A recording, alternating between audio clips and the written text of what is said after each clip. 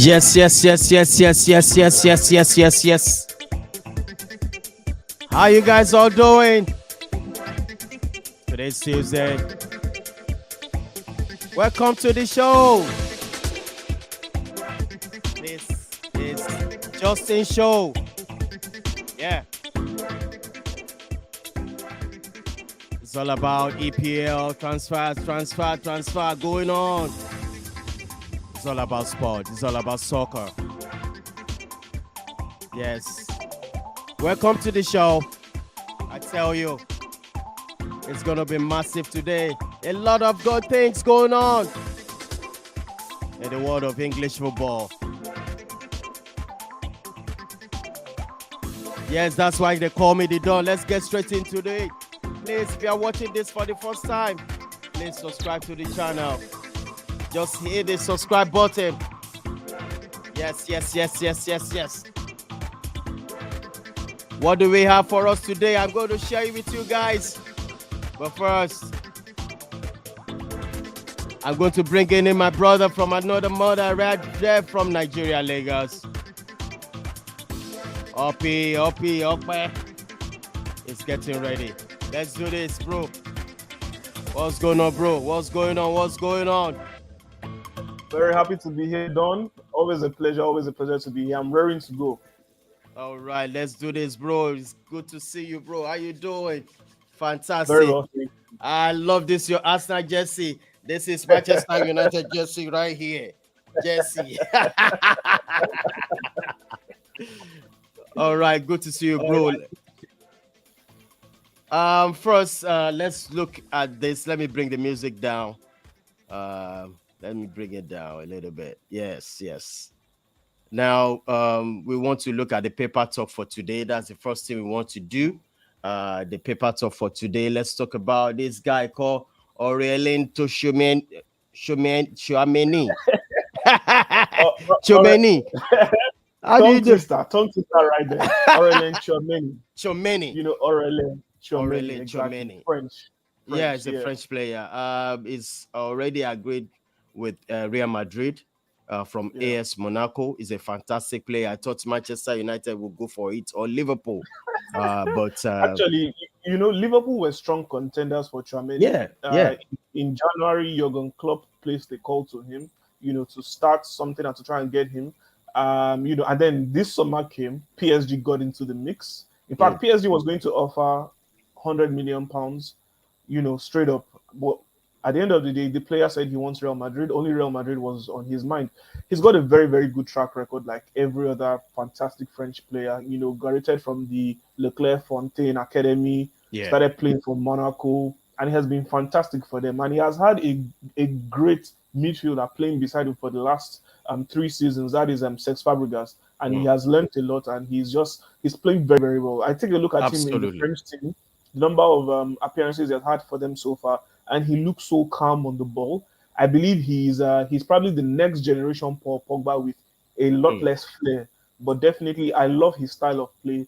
Very strong on both feet, and he's going to be worth a bargain for Real Madrid. I mean, imagine it, £80 million for this guy. Wow. Plus 20 million add-ons, and then they've got a conglomerate midfield. That's what I call it, because you've got Modric, Casemiro, and Kroos there, and then you have the backups in Camavinga, Federico Valverde, and now Aurelien Tchouameni. Is going to be explosive for Real Madrid going forward.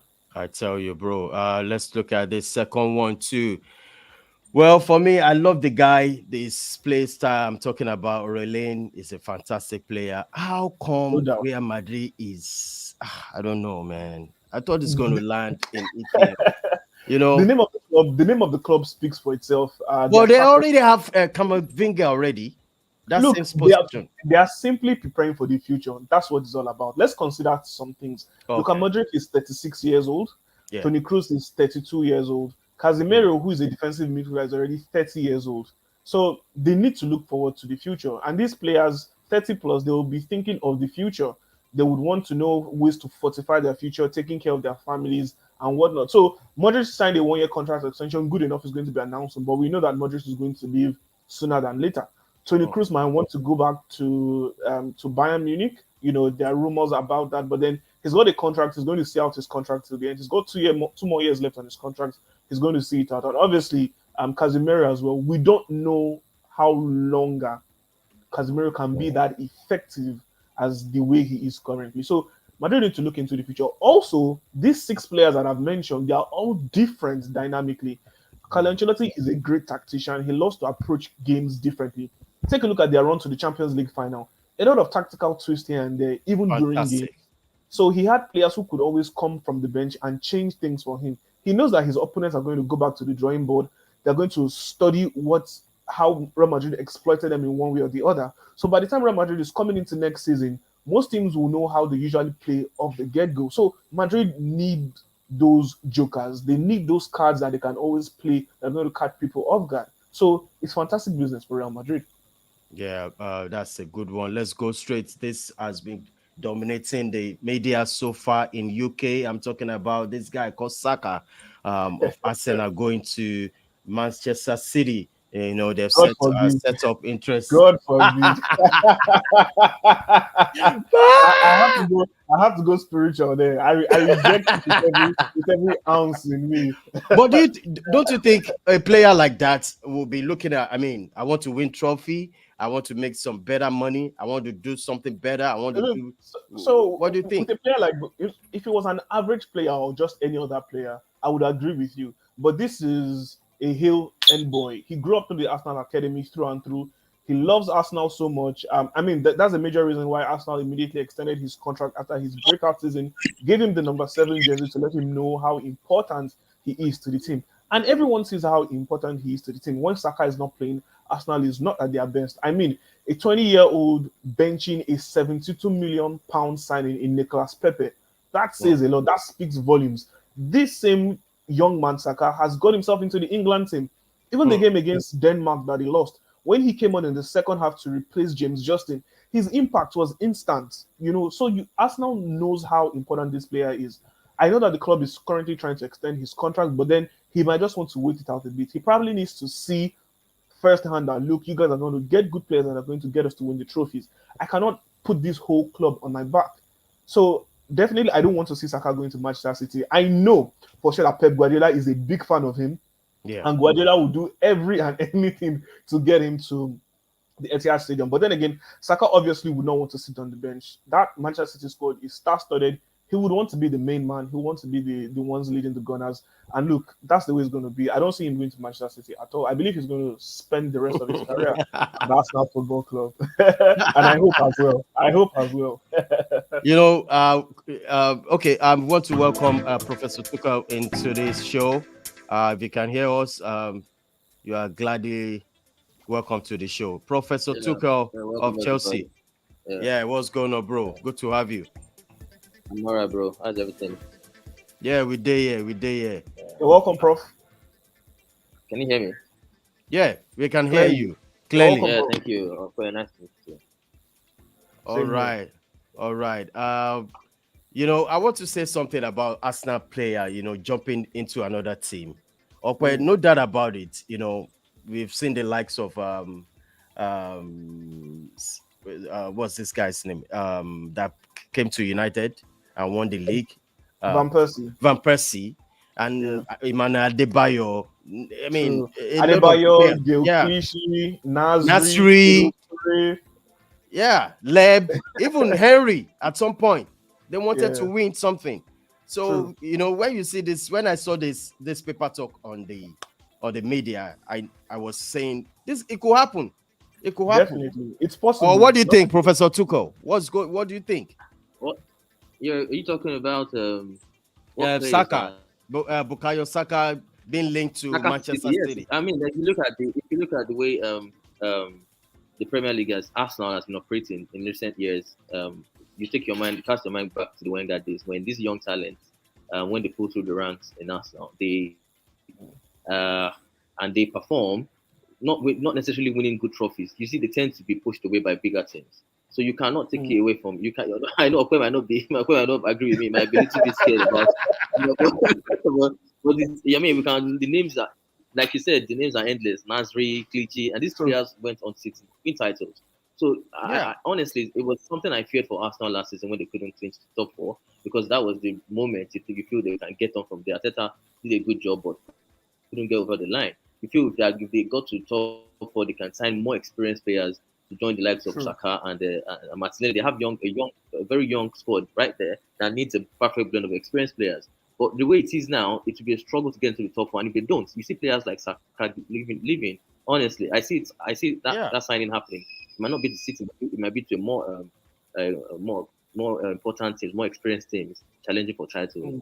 So But I but think that's but, what to but look you out see for. why I'm a bit positive compared to the days of Wenger is that while Wenger was in charge, I believe up until 2018, the major reason why Wenger had to sell off most of those players or rather allow them to leave was because the club was trying to repay back the loan taken out to build the Emirates Stadium. After the 2017-2018 season, the loan was paid up, and then Arsenal started splashing the cash on big players. We already saw signs of it that okay, it seems like Arsenal is going to go back to those glory days when they signed Mesut Ozil back in 2014. After Ozil, the next player they signed was Alexis Sanchez for big money, and then he kept on going like that, kept on going like that up until signing a player like Nicolas Pepe for 75 million pounds. So first things first, it's not a case of Arsenal not being able to hold down a player because of finances or maybe wages or whatnot. Obviously, it's all about winning trophies. It's down to the ambition of the player. And if a player Okay. feels like there is no opportunity, there's no chance to do that, he would leave. But I believe Mikel Arteta, first of all, is a brilliant manager. I believe he has the respect of every single player that finished this season with him. All these players believe in him and they want to play for him. And I believe he's someone who would convince them to stay. And definitely, they see the workings, they know the potential in the team, but definitely they need experience. They need much better players that will improve the squad, just like you said. Not qualifying for the top four, as far as I'm concerned, I think to a certain extent, cuts them out of the market of chasing for certain players. Certain players want to play Champions League football. Yeah. And what just look at Aubameyang who left. He's going to play Champions League football next season with Barcelona. Like I said, if he resigns Yeah. with Olympique Lyon, he's going to play Champions League football next season. So definitely players want to play Champions League football. It's something that every great player, every player that wants to be great will aspire to do. And I don't think the name of the club is good enough anymore to just attract any and every player. And It's going to be difficult for us now. If they want to attract good players now, they need to splash that cash and ensure that they qualify for Champions League football this season without any doubt. I believe a major top target has to be winning the Europa League. we need the Europa League. They That's it. need to Yeah. win the Europa League one way or the other, and probably need to win the FA Cup. The Carabao Cup run last season was good. By the end of the day, when you weigh it up, the FA Cup holds more glory and more prestige to, first of all, Arsenal as a club, and then to other teams in England, you give more respect to the FA Cup because it's so much more difficult to win at the end of the day. So winning two trophies, securing Champions League football has to be the goal for Arsenal next season. All right, let's get straight into another thing that is really scaring me right now. I'm talking about this team called Newcastle. Mm. I mean, their transfer is, massive. You know what's going to happen next season. I'm a little bit scared. I mean, look at this. They want to splash cash. They need players. In fact, Tuchel, Prof, if you look at Newcastle right now, is there any team, is there any club that can match up with them if they want to sign a player? Prof, you still Yes, there? they can't sign players that. Yes, yes. Can you hear me? Yeah, Yeah, I'm here. Can yeah, you hear Clearly. me? yes. Go ahead. Yeah, sorry. I think it was connection. Okay. Yes, I said there are teams that can obviously match Newcastle. Can you hear me, please? Yeah. Go ahead. Go on. All right. Yeah, Yes, yeah. we can hear you. Because yeah, they have the money, but it's not all about it's not all about the money at this moment in time.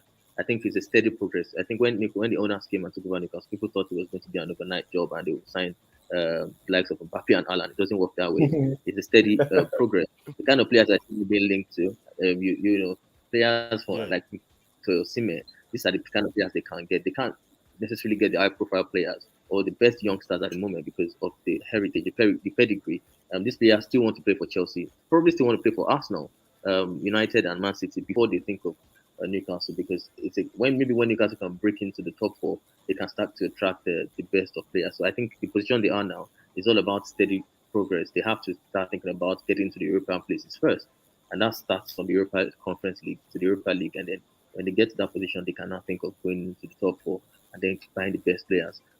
it doesn't work that way totally. They can only get maybe players who are getting to the latter stages of their career, like the likes of Karen Trippier from Atletico Yeah. Madrid. They bought him, I think, about 3 years. So these are the kind of players who've got name, but they are probably getting to the twilight of their careers. These are the sort of players they can attract, or maybe average players at best for now. Yeah. So, Yeah, that's good one. That's yeah, so good one because don't be scared. yeah. I believe money can do anything right now. Money can do Yeah, anything, yeah, anything. I don't want to get into politics, Nigerian politics. That's why I want to tell you, money can do anything now. Delegates can go home with Hey. come on, let, don't try let, it. let's not get into it. Let's get all right. I want to welcome Robbie as well. Robbie is coming in all the way from Ilefe. What's going on, bro? Hi, Skabiesi there. You're welcome to the show. Yeah, thank you very much. Sorry, I had to quickly attend to some personal To issues here. Hence Kabiesi why. errand, Abi. Yeah. Good to be on the show. Good evening, guys. All right, Good you're evening, Robbie. You're welcome. welcome.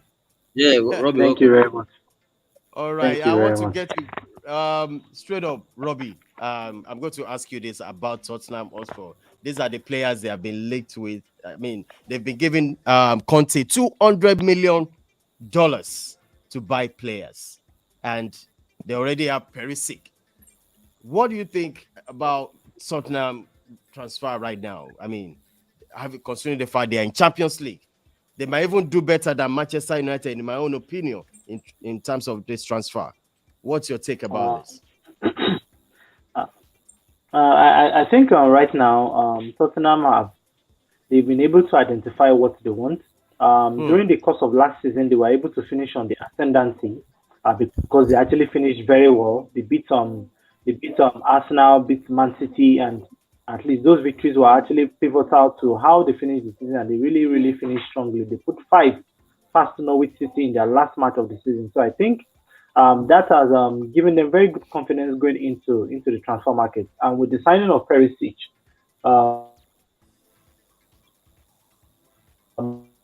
though age is not on his side, what Mhm. they intend to do next season. Hopefully, sorry, before the transfer window ends, they probably might be able to get a couple of other very, very good signings into their ranks. So I think that is just what I have to say for now. All right. Yeah, I want to ask. I want to speak on the Spurs um All right. transfer. Okay. You can quickly say it now. I was saying the other day at the show that you look at Antonio Conte and he's a manager that goes to a team and doesn't like to spend more than 2 seasons at most. So he's a kind of manager that signs for now. Look at Alessandro Bastoni. He knows how to. He used to won the title in Italy with him, playing for Inter Yes. Milan. The likes of Paulo Dybala, these players understand the style of play because he plays Antonio Conte plays a back three and a two striker up front. So these players are could be very very vital. I'm looking at DJ Spence there, and he's one of Hmm. the most talked about youngsters. He knows how to play Yes. the right back very well. He just qualified for the Champions League, not for the Premiership with Nottingham Forest. He's a very good right back. So these are very very for me. These are very good names that are being linked to Tottenham, and I think they might just be the dark horse next season for the challenge for the title. You're right. Yes, that's a good one there. I'm coming to you again, Professor Tuka, talking about Chelsea. Chelsea also, we're going to be our focus points for today. Look at that. These are the players being linked with Yeah, Chelsea. Dembele yeah, is like there. Raheem Sterling, Julius. What's wrong with Koundé? I mean, the center back for yeah, just Sevilla. Kunde. No, I think Yeah, what's going on? their approaching is still talks are still going on to Because sign. It's it's not that been what there for since last season. I think so. Last summer, Yeah, yes, it's even been they've and going been. on, in going January, on. January it was looking so likely. So I'm wondering Yeah. why they've not wrapped that up yet. No, they will. They will. I'm sure. It's maybe issues about money or some external issues that we don't know about. But I'm sure they're working on it. I mean, we keep hearing talks about it being close to the final, getting to the advanced stages. Like I said, a fee of about 50 something million pounds has been agreed. So I think for the match for Jules Koundé, it's a matter of time before that signing gets wrapped up. Usman Dembele, like we spoke about yesterday, is another one that can come in for free. Yes, Like I said, it's yes. Tuchel's boy. So yeah, that's another signing. And Cucurella is also on that list. So I think it's a steady progress these signings, and you have to take Hmm. factor in the fact that the changeover has just just materialized the football changeover. So all things are probably not set yet. There's still probably some works going on the ground. If it's not business as usual in Chelsea, you imagine if Roman was Abramovich was there, probably would have tied up his signing by now. But there's a so things are changing slowly. So we have to factor that in as well. But the signings will be made for sure, and the money has been given to him.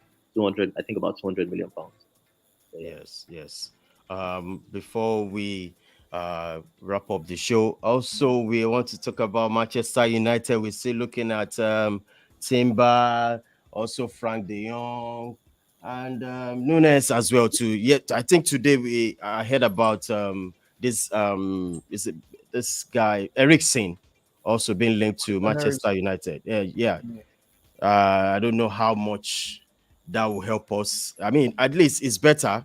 I mean, after having that incident that happened at the Euro, I think, for in my own opinion, I think the guy should retire. I mean, what do you think, Ope, about this Ericsson? Retire? I don't think so. I take a look at his short run with Brentford towards the end of the season. He played really well. He's a huge reason why Brentford stayed up. Yeah. If you ask me, he changed the team immediately. One of the best. Definitely one of arguably their best player last season, despite just playing only 6 months for them. One thing about us humans is that we get to influence each other one way or the other. A world-class player like Ericsson getting to that Brentford team, his other teammates wanted to show up and impress him as well. They wanted to play much better. Hence, the spike in performances from the likes of Ivan Toney, Mbuemo, Wisa, and whatnot. Even Franco Eka, the few times he played without being injured, he played very well. He showed up well. So I believe, but then I think about it. What does Ericsson want to come and do at Manchester United? I'm sure a player like that who wants to play, who wants to obviously represent Denmark at the World Cup, does not want to be warming the bench for Manchester United because Bruno Fernandes is an outstanding player, an outstanding playmaker for United. But then you think about the fact that Ten Hag worked with Ericsson in the past, so you might be thinking about the fact that okay, maybe he wants to bring in trusted hands and whatnot, but I don't see that happening. I believe it's better to just stick with Bruno Fernandes in the long run. I'm looking at Darwin Núñez. Darwin Núñez is a promising striker. He reminds me a lot of Edinson Cavani in his heydays. But then again, one thing about Núñez is that he's not so great in terms of his passing. His passing is not 100% yet.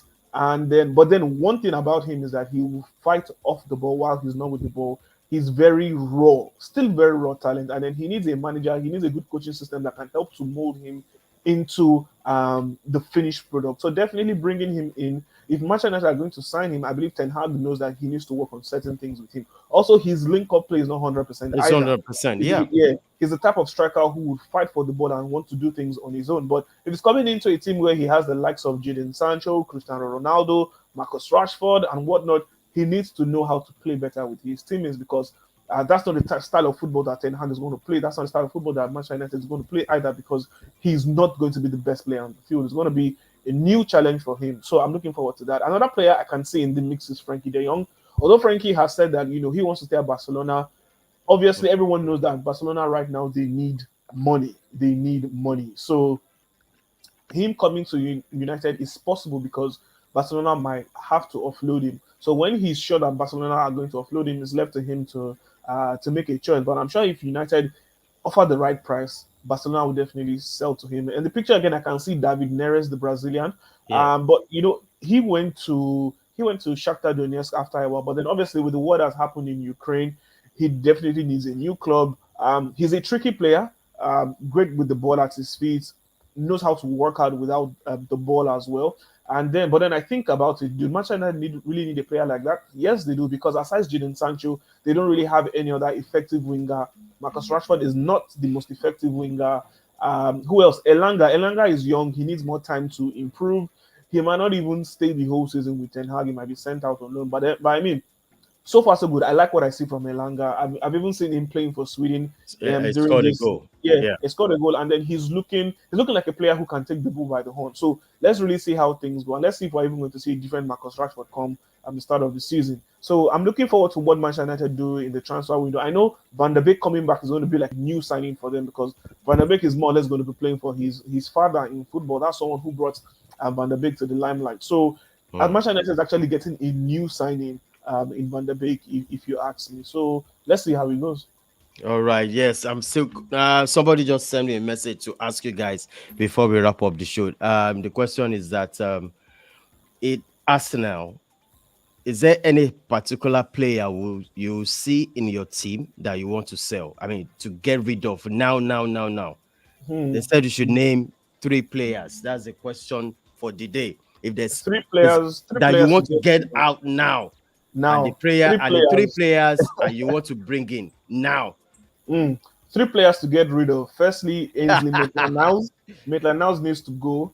Who is that? Guendouzi, Ainsley Maitland-Niles. He was on loan at AS Roma last season Okay. with Mourinho. So he's a right wing back and a midfielder, but then he needs to go because there's no space for him in the team. We need to free up the wage bill to bring in bigger players. So get rid of Maitland-Niles, sell him for good money to a Premier League club. You can get at least 50 million pounds for him. Sell Lucas Torreira back to a team in Italy. Any Italian team will splash out good money for him. Sadly, Fiorentina were not able to, splash the money on him and secure his permanent transfer. They didn't want to pay the amount Arsenal was asking for. But I believe other clubs in Italy would want to have Lucas Torreira. Last but not the least is the problematic Matteo Guendouzi.